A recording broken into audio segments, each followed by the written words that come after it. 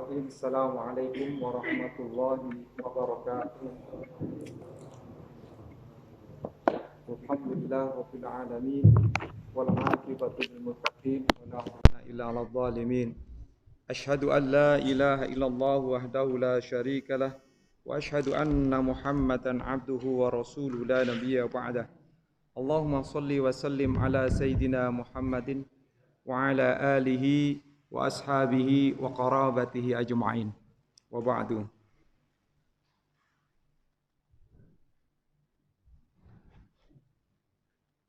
Bismillahirrahmanirrahim. Allahumma aftah lana hikmataka wanshur alaina rahmataka min khazaini rahmatika ya arhamar rahimin. Rabbi shrah li sadri wa yassir li amri wahlul 'uqdatam min lisani yafqahu qawli. Rabbana zidna ilman warzuqna fahma. Allahumma alhimna rushdana wa'idna min syarri nafsina. Amin ya rabbal alamin. Terima kasih pada bapak-bapak, ibu sekalian yang pada pagi hari ini untuk bisa duduk sejenak sama-sama kita mengadakan kajian. Dalam hal ini adalah kajian kitab At-Taj Al-Jami'u lil Usul fi Ahaditsir Rasul karya Asy-Syaikh Mansur Ali Nasif, salah satu ulama Al-Azhar Asy-Syarif. Baiklah, langsung saja. Kalau pada waktu yang lalu kita membahas tentang al-awqatul manhiyu 'anin nafilati fiha, waktu-waktu yang terlarang untuk melakukan sholat sunnah di dalamnya, khususnya sholat sunnah mutlak. Ya, sunnah mutlak artinya sholat sunnah lepas yang tidak ada kepemilikan waktunya. Seperti kayak sholat duha kan ada waktunya, sholat syuruk ada waktunya, sholat rawatib ada waktunya, dan sholat-sholat tertentu yang ada waktunya seperti sholat tahajud juga ada waktunya. Ada ulama yang menyatakan bahwa yang disebut dengan sholat mutlak itu ya sholat yang lepas. Kita melaksanakan sholat sunat-sunat apa saja. Nah itulah yang kemudian dilarang di waktu-waktu tertentu yang sudah kita sebutkan pada waktu yang lalu. Dan di antaranya ada juga yang menambahkan dengan sholat istikharah, itu termasuk juga sholat yang lepas. Karena sholat istikharah itu boleh dilakukan kapan saja. Di malam hari boleh, di siang hari boleh, di pagi hari. Di pagi hari juga boleh, di sore hari juga boleh. Tapi dilihat waktu-waktu yang terlarang untuk melakukan sholat sunnah lepas. Disebutkan di dalam kitab ini. Sekarang kita membahas tentang al-babus salisu fi syurutis sholati. Bab ini sebenarnya bab yang bapak-bapak, ibu-ibu sekalian sudah tahu tentang ini pasti. Ya, hanya saja kita akan membahas kembali sehingga tahu rujukannya dari Al-Quran, dari As-Sunnah, ataupun dari athar para sahabat. Dan juga pendapat-pendapat para ulama yang muktabar, yang terkenal, yang masyhur. Baik. Al-babu salisu fi syurutis sholati, bab yang ketiga tentang syarat-syarat sholat. Nah, di sini dijelaskan dibagi dua pembahasan di dalam kitab ini. Surutul wujubi kama fil hadisil awwali wathani wathalithi. Jadi nanti pada hadis yang pertama, yang kedua, dan yang ketiga itu terkait dengan syarat wajib. Syarat wajib untuk menegakkan sholat. Nah, sedangkan wasurutus sihhati kama fi baqiyatil ahadis. Hadis-hadis sisanya itu membahas tentang syarat-syarat sah sholat. Tetapi berbeda dalam kitab ini, dalam kitab yang lain, misalnya dalam kitab Safinatun Najah, itu disebutkan kitab Safinatun Najah ini kitab yang dikarang oleh ulama yang terkenal dari Yaman, lahir di sana ya, oleh Syekh Salim bin Muhammad bin Ali bin Sumair. Ya, beliau itu dipengaruhi oleh pendapat Ibnu Hazm dan Ad-Dhahiri. Artinya pendapat beliau itu apa adanya, melihat dari hadis atau dari Al-Quran apa adanya, yang disebut dengan tekstual itu tadi ya, tekstual. Dan ini wajar sekali. Ada beberapa ulama yang tekstual, yang tidak berani atau tidak boleh untuk membahas kepada yang lainnya, atau tidak membahas secara maknawi. Ya kan ada yang secara apa adanya tekstual itu ya dengan makna hakiki. Tapi ada juga maknawi ya. Makna hakiki itu makna yang sebenarnya. Tapi ada juga yang makna maknawi yang mengambil arti kontekstualnya. Jadi ini yang penting juga ya. Kedua-duanya mempunyai satu sandarannya. Baik, langsung saja. An Aliyin radhiyallahu anin Nabi sallallahu alaihi wasallam qala rufi al-qalamu an salasatin anin naimi hatta yastayqidha wa anis sabi hatta yahtalima wa anil majnuni hatta yaqila rawahu Abu Dawud wan Nasa'i wal Hakim wa sahhahahu. Dari Ali radhiyallahu anhu, dari Ali sahabat Nabi sallallahu alaihi wasallam, qala berkata rufi al-qalamu an salasatin. Jadi diangkat pena itu dalam 3 hal, atau ada 3 kelompok yang diangkat penanya oleh Allah, pena kewajiban, beban, at-taklif ya. Jadi ada 3. Di sini disebutkan qalamut taklifi, pena beban kewajiban yang ditetapkan kepada setiap orang yang sudah, artinya sudah masanya, sudah waktunya untuk mendapatkan beban itu. Ya. Anin naimi hatta yastaiqidho. Orang yang tertidur sampai dia terbangun. Nah, ini orang yang tertidur. Maka ketika orang itu tidur, ya, diangkat kewajibannya oleh Allah Subhanahu wa taala. Kalau dia tertidurnya betul terlelap sampai dia lewat misalnya katakanlah beberapa jam sehingga sampai sholat itu lewat, maka pada saat dia tidur tidak ada kewajiban baginya, diangkat oleh Allah Subhanahu wa taala. Itu orang tertidur. Dan terkait ini pula juga al-mughma alaih, orang yang pingsan. Ya, al-mughma alaih, orang yang pingsan. Orang yang juga misalnya termasuk al-mughma alaih ini, orang yang pingsan itu orang yang koma. Nah, juga termasuk itu, orang yang koma. Itu diangkat penanya oleh Allah Subhanahu wa taala. Tidak ada kewajiban bagi dia untuk melaksanakan perintah Allah Subhanahu wa taala. Kita pernah dengar ya, ada orang yang koma sampai berhari-hari. Ada orang yang koma sampai sebulan. Ada orang yang koma sampai bertahun-tahun, ada itu. Ya, hidupnya menggunakan infus, ada juga itu. Nah, pada kondisi seperti ini dia diangkat penanya oleh Allah Subhanahu wa taala. Ini seperti orang tertidur. Kalau orang koma lebih dari orang tidur kan ya? Pasti lebih dari orang tidur kalau orang yang koma. Nah. Wa anis sabi hatta yahtalima, ini yang terkait dengan masalah syarat wajib sholat disebutkan di sini. Oh iya, tadi saya sebutkan dari di kitab Safinatun Najah, syarat syarat sah sholat itu di sini disebutkan ada 8. Kalau di dalam kitab Safinatun Najah. Tapi kalau di sini syarat wajib itu ada sekitar 2, dan salat yang sahnya sholat itu ada di sini juga disebutkan cuma 2. Ya, pembahasannya cuma 2. Tapi ada penambahan itu nanti ada di kitab Safinatun Najah, nanti kita akan bahas juga.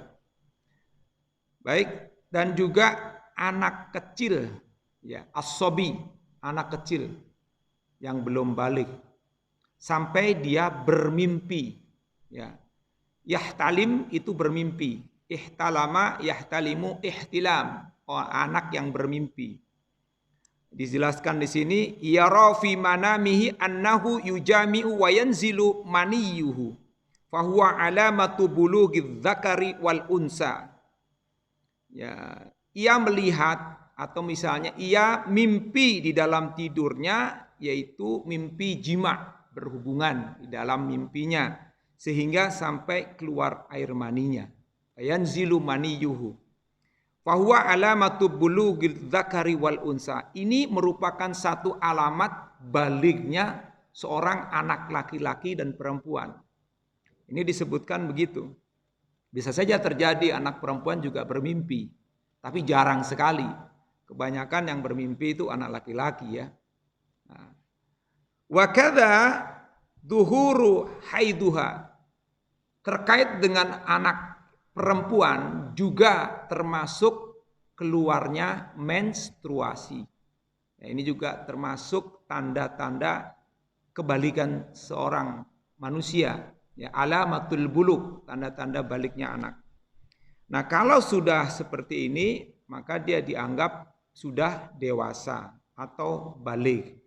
Maka wajib untuk diberikan beban atau at-taklif ya, untuk melakukan perintah Allah dan menjauhi larangan Allah Subhanahu wa taala. Wa fi riwayatin, dalam sebuah riwayat yang hadis yang lain, wa anis sabiyyi hatta yablugha. Ya, dan anak kecil sampai dia usia balik. Ai bihadza, atau yang berkaitan dengan perihal ini yaitu perihal kebaligan, au bi ikmali khamsi asyrata sanatan. Ya. Tanda termasuk anak itu dianggap sudah masuk balik yaitu ketika seorang anak berusia 15 tahun, disebutkan khamsa asyrata sanatan. 15 tahun itu dianggap masuk pada usia balik. Wasayati fil wasiyati insyaallah, nanti akan dibahas lebih lanjut lagi tentang baliknya ini atau tentang apa tanda-tanda kebalikan seorang anak itu dalam hal nanti berkaitan dengan wasiat, akan ada juga pembahasan tentang ini. Wa anil majnuni hatta yaqila, dan orang gila sampai dia berakal, sampai akalnya sehat lagi. Nah, ini diangkat penanya oleh Allah Subhanahu wa taala. Termasuk di sini mungkin ya anak yang itu ya, sindrom itu loh, apa sih istilahnya? Ya, anak yang dari kecil tidak, ya sudah dilahirkan dalam keadaan seperti itu. Ya, itu juga dia diangkat kewajibannya oleh Allah Subhanahu wa taala. Dan itu tidak wajib dia. Ya, tidak wajib.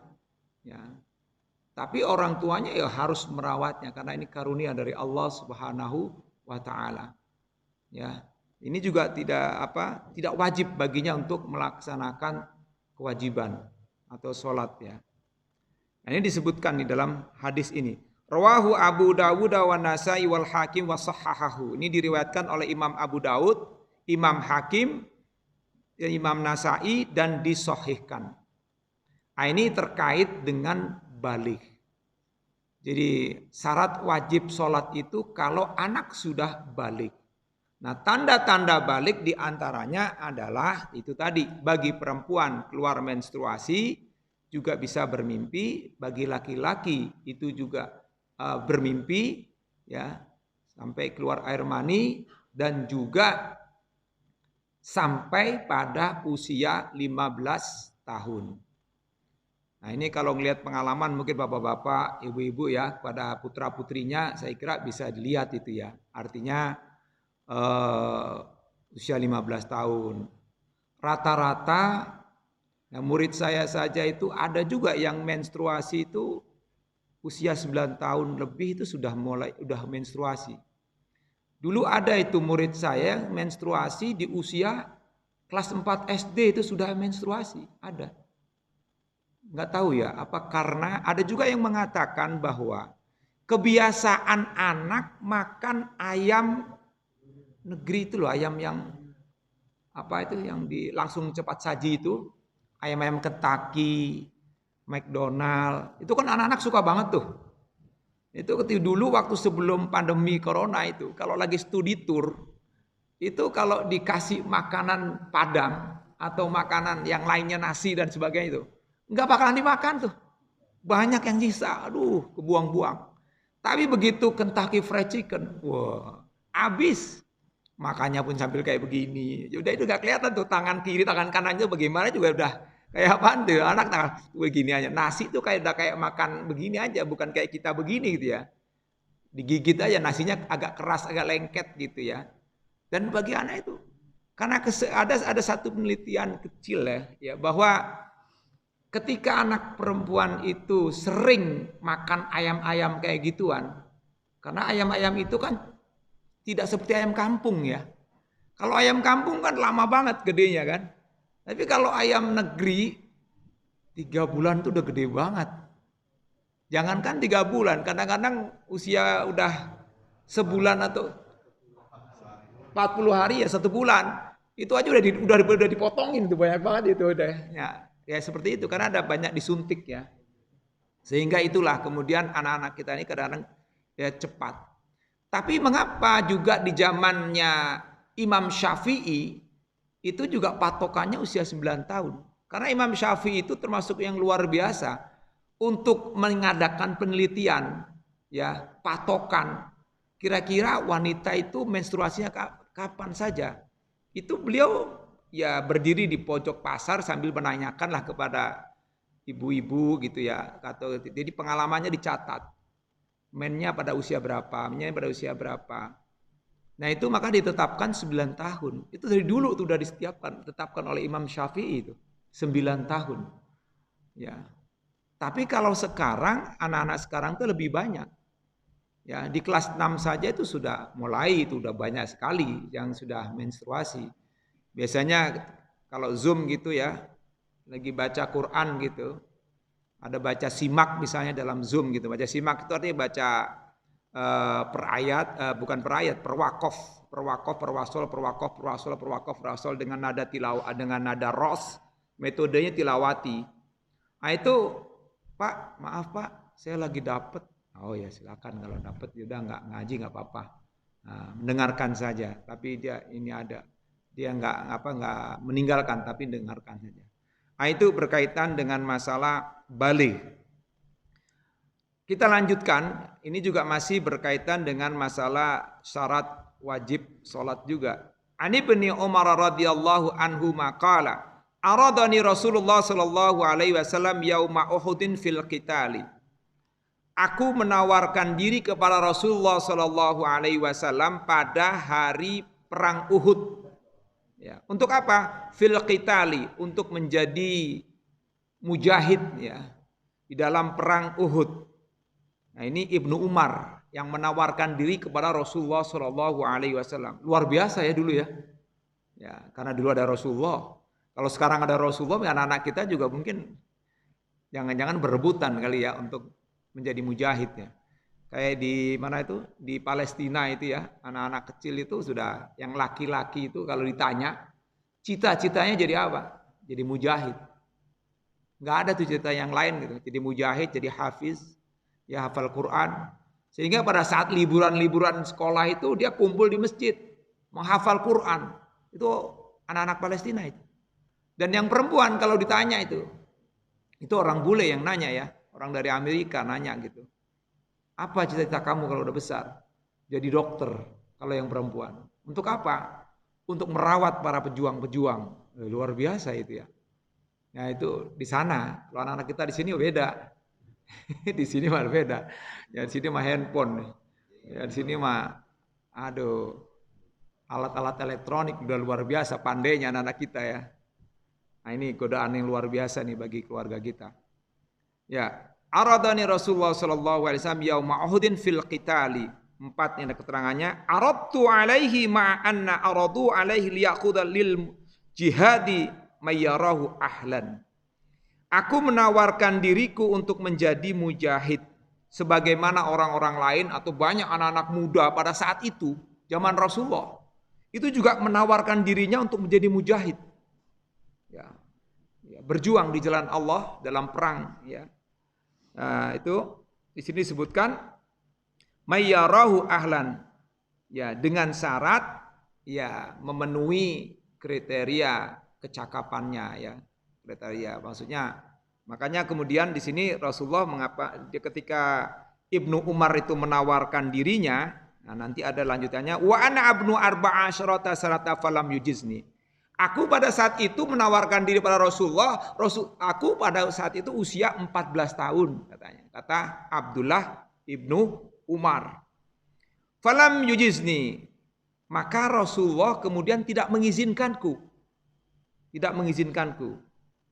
Lam yasmah li bil khuruji lil jihadi li sighari sinni katanya. Aku tidak diizinkan oleh Rasulullah untuk keluar berjuang di jalan Allah ya. Karena usiaku yang masih kecil katanya. 14 tahun itu dianggap belum baligh. Ya, karena usianya dianggap masih kecil. Wa aradani yaumal khandaqi, tadi kan pada perang Uhud. Nah, pada saat perang Khandaq, nah perang Khandaq ini dia sudah di atas sudah 15 tahun ini. Ya. Wa aradani yaumal khandaqi wa ana ibnu 15 sanatan fa ajazani. Dan aku menawarkan diriku untuk menjadi pejuang di jalan Allah perang pada saat perang Khandaq. Ya, perang Khandaq atau juga disebut dengan perang Ahzab, ya. Perang Ahzab di surah Al-Ahzab ya. Karena perang yang melibatkan kelompok-kelompok kabilah yang besar pada saat itu, terutama orang kafir Quraisy ya, yang berkelompok-kelompok besar ya, dengan Bani Qatfan dan sebagainya tuh, ada Bani Qatfan, Bani Quraisy, mereka menyerang umat Islam pada saat ya Khandaq, di mana pada saat perang Khandaq atau perang Parit nyebutnya ya, perang Parit. Ada seorang sahabat Nabi, Salman Al-Farisi, yang berasal dari Persia, itu punya usul untuk mencegah ya, sebelum maju ya para musuh-musuh Allah Subhanahu wa taala, dia usul untuk membuat parit yang lebar besar untuk menjadi benteng pada saat perang Khandaq itu. Nah, wa ana bnu 15 sanatan, dan aku pada saat itu usia 15 tahun.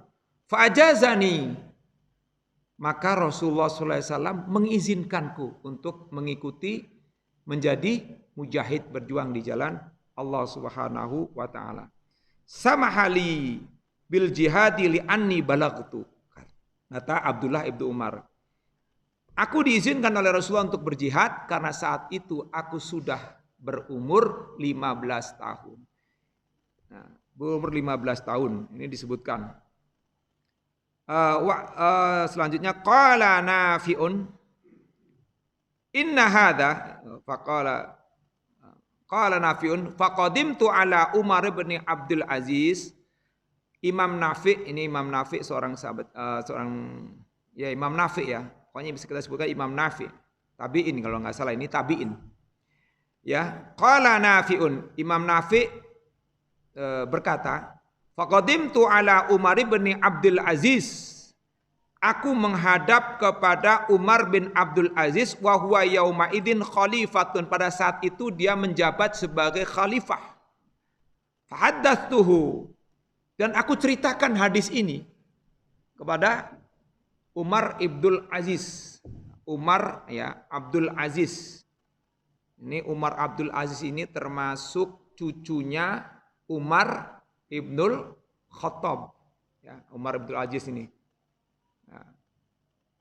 Wa huwa yauma idzin khalifatun wa fahaddatsu bihadza. Lalu aku ceritakan tentang hadis tadi. Faqala, lalu dia menjawab, yaitu Umar bin Abdul Aziz, inna hadza, katanya. Sesungguhnya ini yaitu ai bulughul khamsati asyrata bil hilali, yaitu anak yang berusia 15 tahun secara perhitungan hilaliyah. Tahu hilaliyah ya? Perhitungan hijriyah, perhitungan bulan hilal ya. Itu 15 tahun. Sebenarnya perbedaan antara usia di tahun hijriyah dengan usia di tahun Masehi itu 2 tahun. 2 tahun sebenarnya. Kalau di usia Hijriah itu misalnya 15 tahun, di usia Masehinya itu lebih tua, ditambah lagi ya.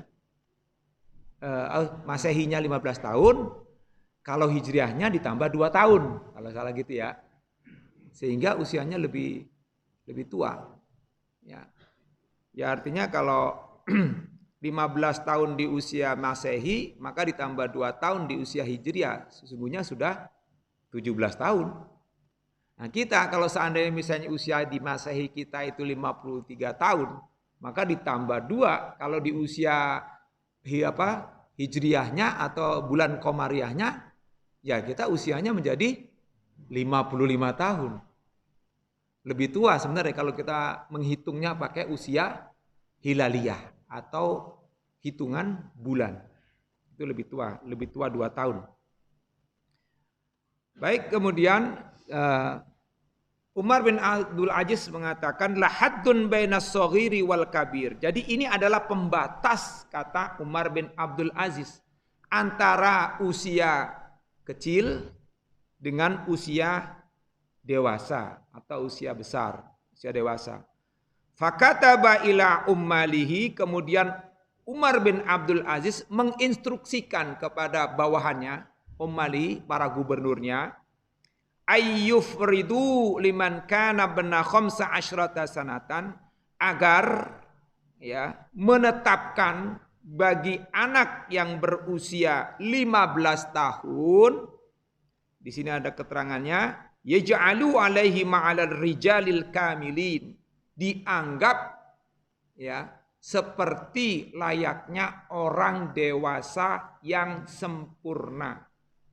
Jadi kalau sudah balik dianggap layaknya orang dewasa yang sempurna. Ini kata Umar bin Abdul Aziz.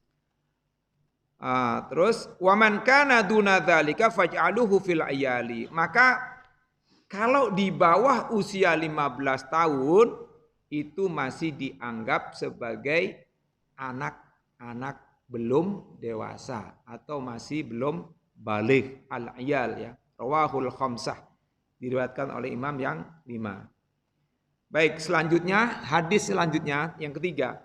An Sabrah radhiyallahu anin Nabi sallallahu alaihi wasallam qala, dari Sabrah dari Nabi sallallahu alaihi wasallam bersabda, muru as-sabiyah, perintahlah oleh kalian anak-anakmu, ya masih kecil nih, as-sabi itu masih kecil. As-sabiyah di sini dijelaskan hadza amrun wa dhahiruhu al-wujub. Jadi muru itu kata kerja perintah dari kata amaroh ya'muru mur. Ketika bentuknya banyak, antum, kalian, maka muru, ya perintahlah, perintahkan oleh kalian, gitu. Perintahkan oleh kalian as-sabiyah, anak-anak kecilmu, anak-anakmu, ya. Kalau orang Sundanya budak-budak letikmu gitu ya. Ya, anak kecil kamu gitu ya. Nah, kata muru di sini amrun, ini merupakan perintah. Wa dhahiruhu al-wujub, maka secara dhahir ini mengandung makna wajib. Ya, secara dhahir mengandung makna wajib. Dhahir itu arti secara tekstual. Ya, secara tekstual dari ayat ini karena ada kata-kata mur itu tadi, ya. Dalam Al-Qur'an juga begitu. Ketika ada kata-kata mur atau ada kata kerja perintah, maka itu menunjukkan perintah. Nah, perintah itu kalau dilihat dari kaidah usul fikih, al-amru al-aslu fil amri lil wujubi illa ma dallat dalilu ala khilafihi. Semua kata kerja perintah yang ada di dalam Al-Qur'an, yang ada di dalam hadis, pada asal pokoknya mengandung unsur wajib. Kecuali katanya, ini kaidah usul fikih ya. Kecuali ada dalil lain yang menunjukkan dia menjadi mubah, menjadi sunnah. Tapi kan perintah semua yang ada dalam Al-Qur'an kan enggak dijelaskan. Ya kan? Apakah ini wajib, apakah ini sunnah? Ada perintah misalnya, kulu wasrobu, makanlah dan minumlah. Ini mengandung makna apa? wajib. Ya secara dohir wajib. Tapi sesungguhnya ini ada juga para ulama kemudian mengambil menjadi hukumnya mubah, boleh. Mau makan ya nggak boleh, nggak makan juga nggak apa-apa, kan gitu. Tidak wajib gitu. Berbeda dengan misalnya akimis sholata, ya kan? Akimis sholata, dirikanlah sholat. Nah, itu juga asal pokoknya mendirikan sholat itu hukumnya wajib. Nah, ada juga misalnya perintah misalnya berpakaian yang indah-indah ketika ke masjid Al-A'raf ya di surat Al-A'raf ya. Ya bani Adam khudhu zinatakum inda kulli masjidin. Wahai anak cucu Adam, pakailah perhiasanmu, pakailah pakaianmu yang terbaik, pakailah pakaianmu yang menutup aurat. Di situ masuk termasuk situ. Yang indah, yang menutup aurat, yang baik, yang terbaik di antara pakaian-pakaian itu kalau pergi ke masjid. Carilah pakaian yang terbaik. Maka kalau sholat Jum'ah, apalagi sholat Jum'ah. Jum'ah itu kan hari raya. Maka sebaiknya pakailah pakaian yang terbaik, ya, bukan yang mewah, yang terbaik, ya, yang bagus gitu ya, yang indah, nah, begitu, yang enak lah indah dilihat pandang itu ya, sehingga orang-orang luar tuh kalau ngelihat, luar biasa orang Islam, ya. Jadi pada hari raya itu Jumat tuh hari raya, ya hari raya, ya. Nah oleh karena itu menunjukkan apa itu? Wajib apa sunnah apa mubah? Nah, ada yang bilang itu sunnah, kan gitu. Bagaimana dengan orang yang maaf ya, orang yang tidak punya, ya kan? Yang terbaiknya ya menurut mereka yang terbaik menurut mereka, ya kan? Yang terbaik menurut mereka. Ini kadang-kadang terbalik. Mau ketemu presiden pakaiannya bagus banget, begitu mau ketemu Allah ala kadarnya, kan gitu. Ya, mau ketemu orang yang mau ngasih mau ngasih uang atau mau ngasih hadiah dan sebagainya, bagusnya luar biasa. Tapi begitu menghadap Allah ala kadarnya, ini nggak pantas lah, ya kurang baik. Nah, semua yang ada di Al-Quran, di hadis itu harus ada alat khusus untuk menjadikan ini hukumnya menjadi wajib, apakah ini hukumnya menjadi sunnah, apakah ini hukumnya menjadi mubah. Nah alat itu namanya usul fiqh. Nah alat itu di zaman Nabi belum ada. Itu ada setelah ulama-ulama tabi'in. Imam Syafi'i misalnya, ada kitabnya yang bernama Al-Um. Nah di situ beliau ada kaidah-kaidah usul fiqh. Ada perbedaan pendapat para ulama tentang megang ini. Kita lanjutkan Pak. Fayajibu alal walidi amrul waladi bis salati. Ya, wajib. Nah, ini baru nih wajib ya. Berarti makna muru di sini dianggap wajib nih. Ya, muru ya. Wajib bagi seorang tua menyuruh anaknya untuk sholat idza fahimal khitabah. Apabila anak itu sudah paham, mengerti pembicaraan. Waraddal jawaba, dan juga sudah bisa menjawab pertanyaan dari ayahnya. Ya. Litamarruni alaiha min sigharihi. Ini tujuannya adalah untuk pembiasaan di sejak kecil. Kalau sejak kecil sudah dibiasakan, ya, dibiasakan untuk ke masjid, dibiasakan untuk sholat, dibiasakan. Cuman kadang-kadang ini kita harus hati-hati ya, hati-hati. Nah ini nanti kita bahas ini ya, harus hati-hati. Ya memang ada ya di antara kita ini ya, yang kemudian misalnya membawa anak gitu ya, mungkin saking sibuknya kali ya, istrinya kali ya, atau mungkin anaknya saking cintanya kepada bapaknya ini ya. Saking cintanya itu, jadi dibawa gitu, ya nggak apa-apa sih, nggak masalah. Yang penting tidak terlalu mengganggu ya nggak masalah. Ya artinya itu bagus juga. Saya dengar cerita itu si Al-Fayed itu dulu juga dibawa oleh bapaknya itu Pak Haji Sulaiman itu ya ke masjid. Ternyata gedenya kan jadi seorang muadzin. Luar biasa suaranya itu kan, si Al-Fayed ya, RT3. Nah sering diajak ke masjid, sering diajak sholat. Itu penting juga. Nah ini juga perintah dari Rasulullah Shallallahu Alaihi Wasallam. Oleh karena itu ya kita sebagai ini harus maklum lah ya. Cuman yang terbaik harusnya kan dia itu kan belum balik ya, mumayyiz aja belum, mumayyiz ya. Kan berangkatnya kan mumayyiz dulu ya, baru kemudian balik. Mumayyiz itu bisa membedakan mana yang enggak enak, mana yang baik, mana yang buruk kan gitu. Nah itu mumayyiz saja belum, nah itu harus ada orang tuanya di situ, ya ada bapaknya di situ. Ya, jangan sampai kemudian jalan kemana-mana, ya mengganggu yang lainnya. Ya bukan apa-apa.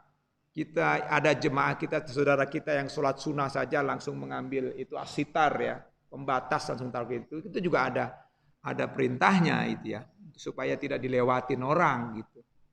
Tapi itu kan anak kecil ya. Memang begitu kerasnya itu hadis. Kalau ada yang lewat terus maksain diri, pukul itu. Nah kalau anak kecil, mau diginiin, wah bisa berantem. Dikeplak ya nggak boleh. Kita lihat. Ya, apalagi sampai ada yang pakai pedang itu, wah itu naudzubillah. Itu kalau memaknai hadis secara begitu ya susah juga, itu namanya secara tekstual. Maka perlu ada pemaknaan yang lain. Nah nanti kita ada kaitkan di sini juga masalah mendidik anak ini penting juga, ya. Bisolati idza balagha sab'a sinina muru as-sabiyya bisolati. Perintahkan anak-anakmu untuk melakukan sholat apabila sudah sampai usia 7 tahun. Itu diperintahkan 7 tahun. Tujuannya untuk mendidik. Wa idza balagha asyra sinina fadribuhu 'alaiha. Dan apabila sampai usia 10 tahun ya, terus kemudian dia tidak mau sholat, ya di sini bahasanya ini agak keras. Fadribuhu, maka pukullah oleh kalian. Pukul. Nah, pukullah oleh kalian. Alaiha. Nah, di sini ada penjelasannya, Pak. Tetap ada yang penafsirannya. Di sini dikatakan di sini dorbu ta'dibin, ya. Pukulan yang edukatif. Pukulan yang ya di sini ta'dib itu artinya yang beradab, maksudnya yang edukatif lah, yang mendidik lah. Bukan pukulan yang kebencian atau pukulan yang keras yang membuat, nanti saya jelaskan. La yukassiru adman wala yashuhu khalqatan. Nah ini jangan sampai pukulan itu memecahkan tulang. Wah, matahin tulang. Ini orang tua luar biasa ini. Kalau orang tuanya misalnya Pak Wendy sebagai karate, sekali pukul lah jatuh tuh anak. Bukannya jatuh lagi, pingsan bisa. Macam mati bisa. Ya kan, itu kan digampar. Nah ini, tapi pukulannya harus mengandung ya yang mendidik lah ya. Ini jangan sampai mematahkan tulang dan juga membuat cacat tubuh. Ini juga nggak boleh. Ya. Wa yajtanibul wajha fa innahu majma'ul mahasin. Jadi ini hadis itu dulu belum ada penjelasan seperti ini. Ini penjelasan dari ulama. Ya. Dulu ya pukul. Ya, Nabi ya menjelaskan begitu. Belum ada penjelasan mukulnya harus pelan kah, mukulnya harus tengah kah, apa mukulnya harus keras kah. Tidak ada. Hadis ya begitu apa adanya secara tekstual. Nah, diterangkan di sini, dan hendaklah memukul itu menjauhi wajah. Jauhkan dari wajah, jauhkan dari muka. Ya. Fa innahu majma'ul mahasin. Karena wajah ini merupakan satu keindahan yang mencakup seluruhnya. Ya kan? Coba kalau orang misalnya wajahnya hilang. Orang itu sudah susah dianggap ganteng apa enggak ganteng. Atau cantik atau tidak cantik. Ya mohon maaf ya. Sekalipun ya misalnya ya badannya bagus, semuanya bagus, kalau mukanya ya misalnya gitu kan, ya mohon maaf. Nah makanya begitu bekas ditonjok orang, misalnya ditonjok kayak kemarin ada nenek-nenek ditonjokin itu kasihan itu nenek-nenek tukang parkir. Ya udah nenek-nenek jadi tukang parkir lagi juru parkir ditonjokin ya. Itu kasihan banget itu sampai hancur mukanya itu. Ya, jadi kalau seperti mengapa? Karena wajah ini merupakan satu apa ya hal yang pokok lah. Ibaratnya ya keindahan itu patokannya satu di wajah. Makanya mengapa Allah juga dalam Al-Quran selalu wajah. Wujuhu yawma idin na'imah lisa'iha radiyah. Wujuhu yawma idin khasi'ah. Ya kan? Amilatun nasibah. Itu yang ditampakkan wajah oleh Allah.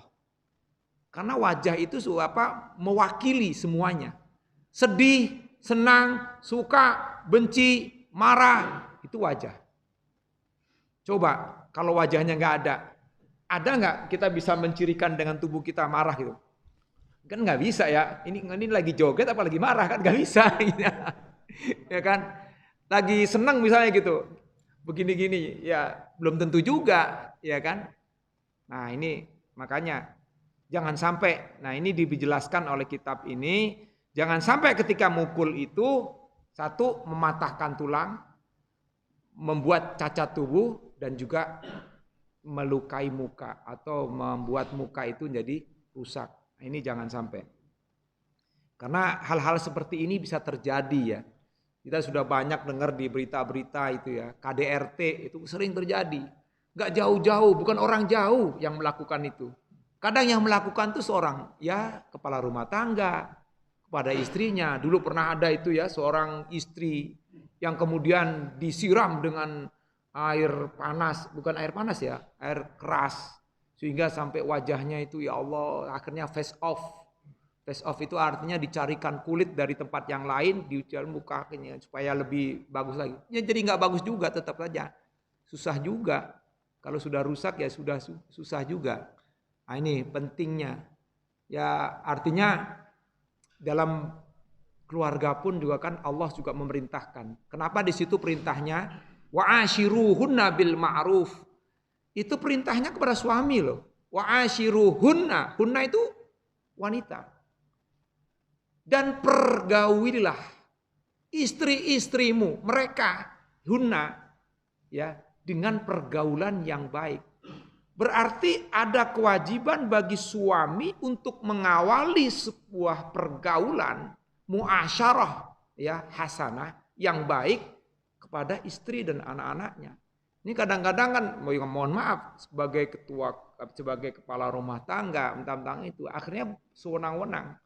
Ya bahkan ada yang sampai dibunuh tuh anak. Nauzubillah min dzalik. Ini ya perlu. Makanya betul apa kata dokter kemarin siapa tuh? Bahwa kalau rata-rata ya yang mengajukan perceraian itu ya sholatnya itu dilihat dulu dah.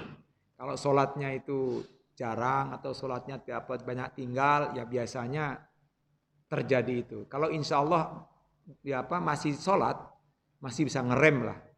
Kemarahan tuh masih bisa direm, kemarahan masih bisa diredam gitu. Sebenarnya kan janji di dalam ikatan nikah itu kan dengan Quran juga dimasukkan di situ ya. Walaupun Quran dan perangkat sholat itu bukan mahar yang sesungguhnya, ya itu dia hanya mahar penyerta ya, betul ya. Bapak Ibu waktu nikah itu ada nggak Quran dan perangkat sholat itu disandingkan? Ini pada diem ya, bingung saya. Pada diem. Nah itu Qurannya masih ada nggak? Masih ada. Wah itu luar biasa kalau gue masih ada itu. Kalau masih ada Qurannya dan kemudian masih dibaca itu luar biasa itu. Apalagi dijadikan sebagai sandaran untuk membina rumah tangga. Jadi kalau ada masalah apapun buka Al-Quran. Ya sesukanya. Lalu buka terjemahannya. Ada pendidikan di situ untuk kita. Itulah bedanya Al-Quran. Dia akan memberikan nasihat, syifa. Nasihat bagi kita. Mau'izah bagi kita. Karena janji kita kan sebenarnya ingin mengajarkan istri kita dan keluarga kita dengan Al-Quran dan perangkat sholat. Memerintahkan sholat kepada keluarga, itu dalam Al-Quran ada Pak. Wa'mur ahlaka bis sholati wastabir 'alaiha. Itu ayatnya itu. Saya lupa di surat apa, tapi pokoknya itu ada. Ya, perintahkanlah keluargamu untuk melakukan sholat. Dan bersabarlah kamu untuk memerintahkan itu. Harus sabar. Jangan kemudian marahnya luar biasa juga, harus sabar. Memang harus pelan-pelan, nyuruh anak itu susah. Nyuruh anak, nyuruh ya pendamping kita kadang-kadang ya kita harus sabar, benar-benar sabar. Ya. Ini perintah dari Allah, ditambahi lagi dengan perintah Rasulullah Shallallahu Alaihi Wasallam dalam hadis ini. Nah, makanya di sini penting anak sebelum balik harus diajarkan.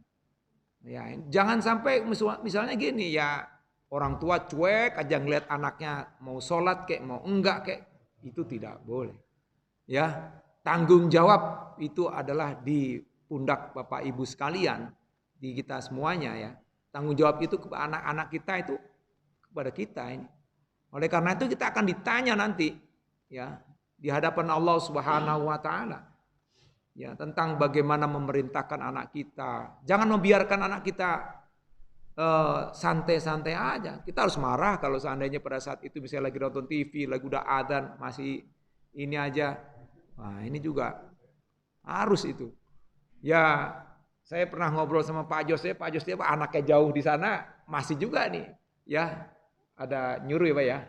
Nah, lewat telepon, udah bangun belum gitu di sana ya. Bangun gitu. Itu saking adanya ya itu tadi, karena ini wajib hukumnya, memerintahkan anak untuk melakukan sholat itu hukumnya wajib. Jangan lantas ada juga nih, waktu kecil kenceng banget gitu ya. Begitu sudah agak gede, dewasa, udah itu kita agak cuek. Itu juga nggak boleh juga. Ya, ingetin aja, betul. Apalagi kalau sudah berkeluarga sih ya. Kalau sudah berkeluarga memang kewajiban kita sudah tidak terlalu sekuat pada saat anak itu masih belum dewasa atau masih dalam kewajiban kita, masih dalam beban kita ya. Tetap saja walaupun dia sudah berkeluarga pun kita juga ya memberi nasihat, memberi inilah bimbingan dan juga sebagainya. Karena ini kewajibannya itu kan di sekarang itu nggak dibatasi. Kalau ini di ayat tadi tuh ya, di ayat itu tidak dibatasi. Tapi kalau di hadis ini perintah untuk melakukan sholat itu ya mulai dilakukan itu pada saat usia mumayyiz atau usia mumayyiz ya, sudah bisa membedakan. Itu diperintahkan untuk melakukan sholat. Usia 7 tahun itu kelas berapa ya? Kelas 1 SD ya. 7 tahun itu kelas 1 SD. Kalau SD-nya SD negeri ya. Kalau SD swasta itu bisa 6 tahun, bisa 5 tahun setengah itu bisa itu. Ya bisa anak-anak muda. Sekarang anak-anak muda aja masih muda-muda udah sarjananya usia 20, 21, kadang-kadang ada yang sudah sarjana ya itu karena muda-muda banget ini karena anaknya sekolahnya di swasta. Kalau di SD mah dipatok 7 tahun. Pokoknya harus 7 tahun kan gitu. Biasanya begitu. Ini pentingnya pendidikan anak ya, ini penting. Ini waktunya udah jam berapa ini? Sebenarnya kalau ngelihat subuhnya saja jam 4:30 ya. 4:30 subuhnya. Sekarang udah hampir mau 1 jam. Mau suruk nih. Baik. Saya lanjutkan dulu sebentar. Ya. Wa fiqhu di sini nih sebutnya ada ini penting juga nih. Wa ibadatus sabiyyi sahihatun wa muthabun 'alaiha wa illam yajib 'alaihi syai'un. Ya. Dan ibadahnya anak kecil, ibadah sholatnya anak kecil nih, ya itu sah, ya sah. Kalau dia sholat dengan benar, yang ngikutin bapaknya, ya benar dia baca, waduh itu sah. Wa musabun 'alaiha, dan itu berpahala baginya. Ya, berpahala bagi anak itu berpahala. Ya, wa illam yajib 'alaihi, sekalipun itu belum sama sekali diwajibkan baginya. Tapi ketika dia mengikuti sholat bapaknya, ketika mengikuti sholat ibunya, maka dia sah sholatnya dan berpahala baginya. Nah oleh karena itu kita harus banyak-banyak untuk memerintahkan anak kita. Kalau kita masih punya anak kecil, ya rata-rata di sini mungkin anak-anaknya sudah pada besar semua ini, udah Rata-rata udah besar-besar semua ini mah udah nggak ada. Paling cucu ya, cucu ini insya Allah. Kalau Pak Zulkarnain ini cucu nih ya. Kalau ketemu cucu kayak Pak Irman cucu ya. Ya paling Pak Herman di sini yang paling masih muda nih ya. Pak Herman yang masih muda nih, anak paling kecil usia kelas 3 SD. Ya ada itu kan. 3 SD mah udah alhamdulillah udah sering ya ikut bapaknya sholat-sholat gitu ya. Nah ini. Baik. Ini rata-rata memang ini kelas senior semua ini ya.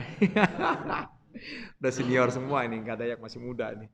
Yang masih muda ya ada beberapa yang sudah. Ya. Baik, kita lanjutkan. Wa fikhu ma taqaddama anna syarta wujubi sholati al-aqlu wal bulugh walakinna yu'maru sabiyyu biha idza mayyaza. Jadi pengertian fikih dalam hadis-hadis sebelumnya ini, hadis yang kita bahas, ini merupakan satu syarat wajib sholat. Yaitu apa saja? Berakal dan juga baligh. Berakal dan baligh. Kalau orang nggak punya akal, ya nggak wajib sholat. Ya, kalau dia misalnya ODGJ ya apa ODGJ ya, apa orang gila, ya dia nggak wajib sholat. Tetapi ketika dia misalnya gilanya, katakanlah mulai usia 40 tahun, ya 40 tahun ke sana ya nggak dianggap. Dia. Tapi sebelumnya ketika waktu dia belum gila, ya itu pahala baginya. Kalau dia melakukan sholat. Ya. Dan kalau gila, ya itu tidak. Ya makanya di sini syarat wajibnya harus berakal. Nah berakal itu diantaranya ya itu tadi. Ya, kalau anak dianggap usia 15 tahun atau sudah menstruasi atau sudah bermimpi, ya, bermimpi jima sampai keluar air maninya, maka itu dia sudah mukallaf. Ya, mukallaf artinya sudah wajib dibebani satu perintah dan larangan dari Allah Subhanahu wa taala. Walakin yu'maru sabiyyu biha idza mayaza. Akan tetapi disyaratkan di sini agar anak itu diperintahkan untuk sholat sejak kecil. Karena kalau sudah dia mumayyiz, kalau sudah mumayyiz sejak kecil tapi sudah mumayyiz. Kalau belum mumayyiz itu tidak diperintahkan. Ya terserah dah ya.